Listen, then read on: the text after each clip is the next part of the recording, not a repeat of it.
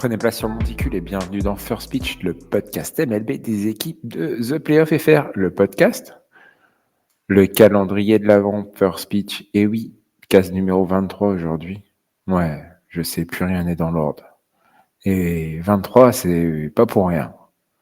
It's my main man, Michael Jordan. Do you know? Hey Michael, is it about shoes?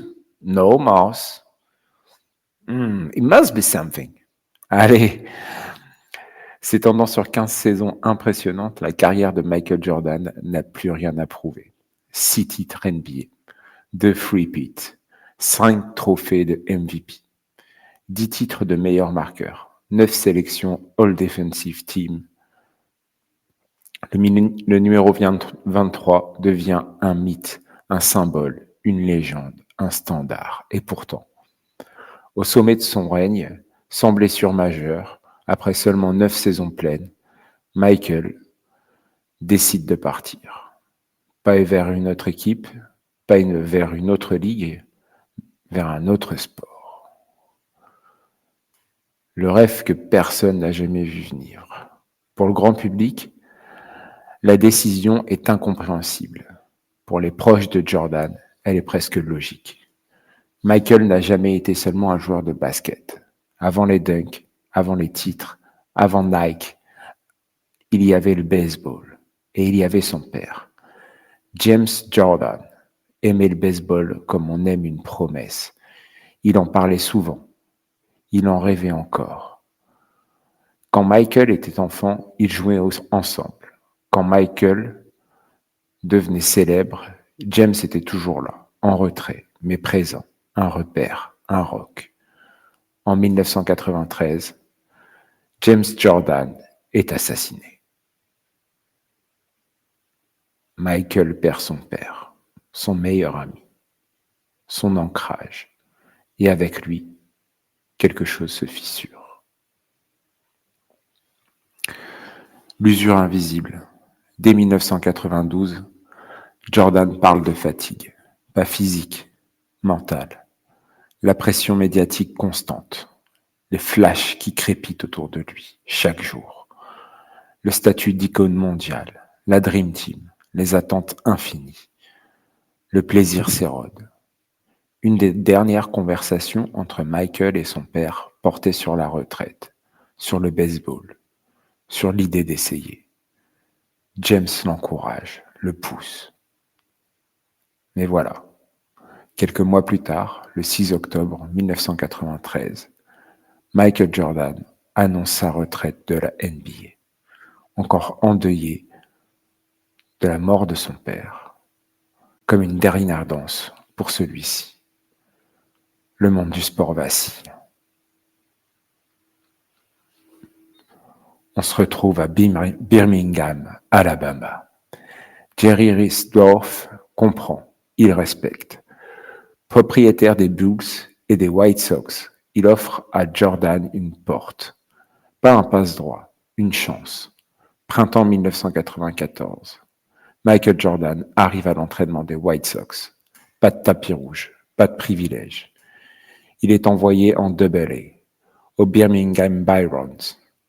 Des motels miteux, des bus non climatisés, des terrains cabossés.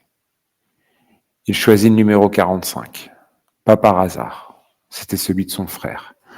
Plus jeune, Michael avait pris le 23, l'arrondi supérieur de la moitié de 45, parce qu'il ne valait pas la moitié de son frère au basketball.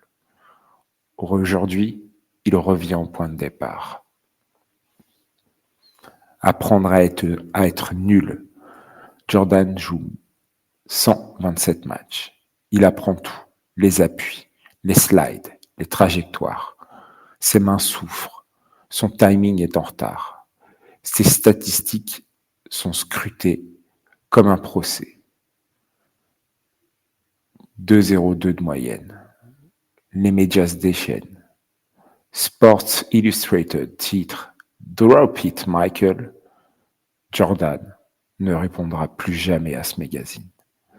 Mais à Birmingham, on voit autre chose. Il arrive avant tout le monde. Il part après tout le monde. Il s'entraîne 5 fois par jour. Il signe des autographes jusqu'à l'épuisement. Il ne se plaint pas. Terry Francona le dit. 2 saisons de plus et il aurait pu être un vrai joueur MLB. Le dirt et la renaissance.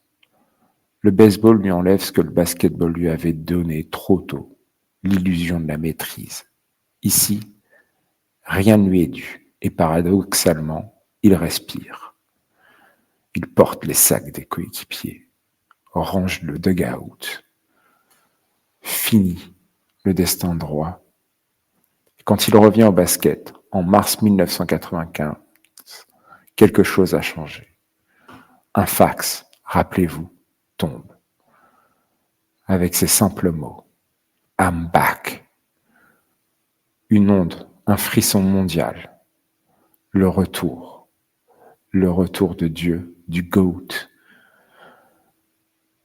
Jordan revient avec le 45. On doute, on critique. Nick Anderson ira même jusqu'à lui lâcher. Le 45 n'est pas le 23. Match suivant, face au Magic, Jordan remet le 23. Résultat, 38 points. Mais ce n'est pas seulement le numéro. Son corps a changé. Il est maintenant moins aérien, plus solide. Les appuis sont ancrés, les épaules plus larges. Le tir à midi-distance devient chirurgical. Le fade-away est désormais incontrôlable. Rien ne peut plus le déséquilibrer. Le baseball l'a rendu complet. Jordan ne deviendra jamais une star MLB, mais il deviendra quelque chose de plus rare, un homme capable de tout quitter, de perdre un royaume et de redevenir le meilleur. 3 titres NBA supplémentaires, une saison à 72 victoires, un Jordan plus patient, plus leader, plus humain. Phil Jackson le dira, ce n'est pas le même Michael Jordan, c'est mieux. Michael Jordan est revenu du baseball avec moins de certitude et plus de fondation. Il n'a pas seulement retrouvé le basket, il s'est retrouvé lui-même. Et peut-être que c'est ça, au fond, la plus grande victoire de sa carrière. Il le dira même. Je le décrirai aujourd'hui de la même manière qu'à l'époque. Chaque instant était empreint de douceur. Je me souviens avoir levé les yeux au ciel de temps à autre et avoir été émerveillé de constater à quel point ma vie avait changé. Je n'avais aucune peur, juste une douce sensation de bien-être.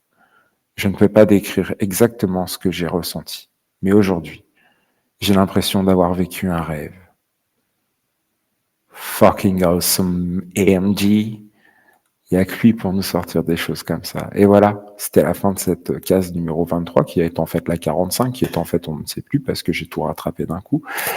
Mais tout ce que je vous souhaite avant la dernière petite case, et là pour le coup c'est sûr, c'est de passer un joyeux Noël en famille, avec vos proches, et de vous faire de bons moments et de bons souvenirs, et de vous raconter peut-être ces petites histoires sur le sport. S'il y a des passionnés de sport dans votre famille, ça fera mieux que t'as voté quoi, toujours pas marié.